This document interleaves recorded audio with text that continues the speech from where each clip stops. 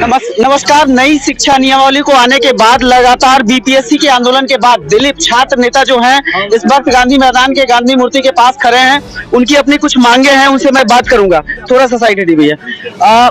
Dilip ji, BPSC के आंदोलन में आपकी सजगता बहुत ज्यादा रहे, बहुत बड़े संजीदा आप दिखे। इसके बाद ये नई शिक्षा नियमावली के बाद आप फिर एग्रेशन के मूड में लग रहे हैं, क्या मतलब वजह क्या है? देखिए, जहां भी छात्रों के साथ, अभ्यर्थियों के साथ अन्याय होगा तो हमें तो बोलना पड़ेगा। ये तो मेरा कर्तव्य है। जब छात्र नेता हमें माना गया है छात्रों के द्वारा, आप लोगों के द्वारा भी, तो उसका तो कर्तव्य हमें निभाना है।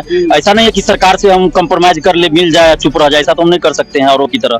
तो अभी जो 6 to 8 की वैकेंसी नहीं आई है, उसके लिए हमको आना पड़ा फिर से मैदान में, सड़क पे, और प्रेस कॉन्फ्रेंस करना पड़ा कि 6 to 8 की अभ्यर्थी बहुत ज्यादा है और 6 to 8 की वैकेंसी ही नहीं निकाली जा रही है, रिक्तियां नहीं भेजी गई है। 40,000 से ज्यादा रिक्तियां होगी। तो सरकार से हम यही मांग कर रहे हैं कि 6 to 8 की जितनी रिक्तियां हैं आप बीपीएससी को भेजिए उसके लिए, ताकि वैकेंसी निकले। और नियोजित शिक्षक को राज्यकर्मी का दर्जा बिना शर्त दीजिए। और आपको एग्जाम लेना है तो राज्यकर्मी का दर्जा दीजिए, उसके बाद एग्जाम लीजिए और अलग से एग्जाम लीजिए। और जो शिक्षक अभ्यर्थी के लिए आप ले रहे हैं, शिक्षकों की बहाली के लिए एग्जाम ले रहे हैं, वो अलग एग्जाम लीजिए और ग्रेड पे दीजिए शिक्षकों को।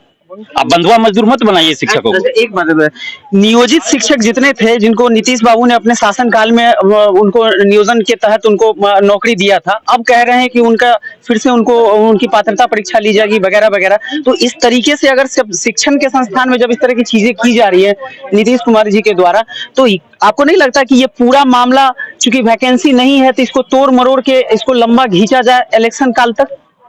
देखिए, ये तो मंशा तो स्पष्ट है सरकार की ना, कि 10 लाख 20 लाख नौकरी देना है। तो आप लोग भी सवाल कर देते हैं। दिक्कत ये है कि आप लोग भी सवाल कर देते हैं कि 10 लाख नौकरी कहाँ है, 20 लाख। हम लोग भी सवाल कर दे रहे हैं कि 10 लाख नौकरी कहाँ मिल रहा है। तब सरकार को तो चाहिए ना कि आपका मुंह बंद करे, मेरा मुंह बंद करे कि हम तो नौकरी दे रहे हैं। तो पहले तो कहे कि 2 लाख से बहुत ज्यादा मुख्यमंत्री जी, फिर 1,78,000 आया, फिर 1,70,000 आया।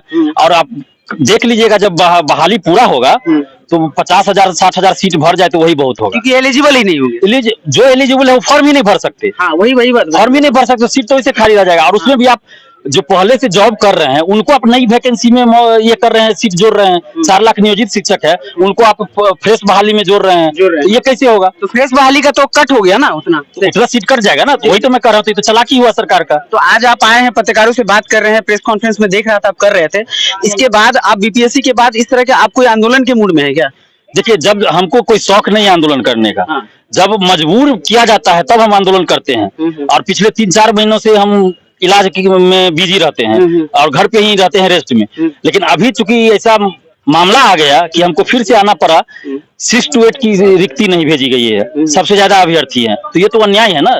4 साल 5 साल से लोग इंतजार कर रहे हैं और आप वैकेंसी निकाले तो 6 to 8 के लिए आप वैकेंसी ही नहीं दे रहे हैं, जबकि 40,000 से ज्यादा उसमें रिक्तियां हैं। नियोजित शिक्षक को आप राज्यकर्मी का पहले दर्जा दीजिए, उसके बाद उसको उनका एग्जाम लेना है तो आप अलग से लीजिए, एक साथ मत लीजिए, ग्रेड पे दीजिए। आप बंधुआ मजदूर शिक्षकों की आप कह गुणवत्तापूर्ण शिक्षा, तो क्या एक चपरासी से, एक बिहार पुलिस से और एक दरोगा से कम हैसियत रहना चाहिए शिक्षक का? तो आप उनको ग्रेड पे दे रहे हैं और शिक्षक को ग्रेड पे क्यों नहीं दीजिएगा? तो ग्रेड पे दीजिए शिक्षकों को, हम ये मांग कर रहे हैं सरकार से। मतलब आपका कहने का मतलब है कि शिक्षा पे सरकार का कोई फोकस नहीं है, शिक्षा को यातों में लेके चल रही है सरकार, यही तो? पहले तो यही था। अभी सरकार ये कह रही है कि हम शिक्षा पे ध्यान दे रहे हैं, गुणवत्तापूर्ण शिक्षा चाहते हैं, और गुणवत्तापूर्ण शिक्षा से कोई समझौता नहीं। तो इसलिए हम ये कह रहे हैं सरकार से, अगर आप ये चाहते हैं कि गुणवत्तापूर्ण शिक्षा ही आए तो फिर आप ये चीज लागू कीजिए ना। नहीं मानेंगे तो ग्राउंड पे आप आएंगे आंदोलन? बिल्कुल आएंगे। शिक्षक अभ्यर्थी जब बोलेंगे, नियोजित शिक्षक बोलेंगे सही मांग के लिए, हम आएंगे उनके साथ, जरूरत पड़ेगी तो। ठीक है। ये थे हमारे साथ छात्र नेता दिलीप। इनका सीधा कहना है कि अगर सरकार इनकी बातें नहीं मानती है और आने वाले टाइम में अगर शिक्षक को नियोजित या राजकर्मी का दर्जा नहीं देती है तो फिर से ये आंदोलन कर सकते हैं। बड़े आंदोलन की तैयारी कर रहे हैं छात्र नेता दिलीप। फिलहाल के लिए इतना ही। आप अपने विचार हमारे साथ साझा कीजिएगा। देखने तो पट्टा फोरम, मैं हूँ आपके साथ सतीश।